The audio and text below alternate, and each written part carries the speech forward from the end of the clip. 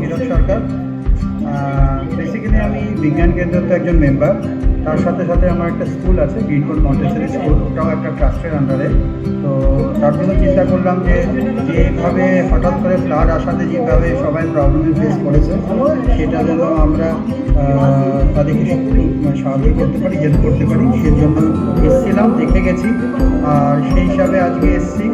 আমরা জানি যে ওদের অনেক কিছুই দরকার, কিন্তু সব তো আমরা দিতে পারবো না। তার মধ্যে যেটা রিকোয়ারমেন্ট আছে, খাতা, পেন, পেন্সিল, জল, এগুলো আমরা একবার দিচ্ছি। আর দেখবো তারপরে আমরা আরও যদি কিছু করতে পারি নিশ্চয়ই। ধন্যবাদ বন্ধুগণ। আজ আমরা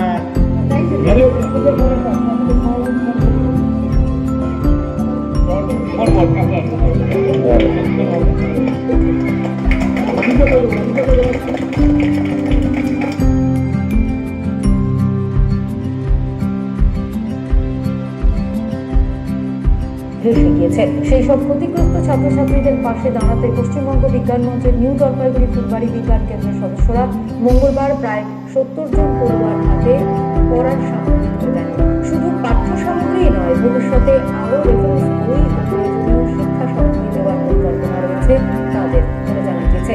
এ বিষয়ে পশ্চিমবঙ্গ বিজ্ঞান মঞ্চের নিউ জলপাইগুড়ি ফুলবাড়ি বিজ্ঞান কেন্দ্রের সভাপতি পরেশ কীর্তন জানান, আজকে যেটা প্রস্তুতি আছে, আমরা গত 4 দিন আগে এই অপরপেট এলাকার দুর্গত যে ছাত্রছাত্রীরা, ওদের ঘরে দেখলাম আমরা সব কিছু ভেসে গেছে।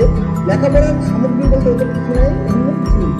আমাদের আমরা পশ্চিমবঙ্গ বিজ্ঞান মঞ্চ এবং আমাদের গ্রিনফোর্ড স্কুল নবগ্রাম, আমরা এই দুজনের সহযোগিতায় আমরা একটু তাদের হাতে লেখাপড়ার কিছু সামগ্রীগুলো চাই।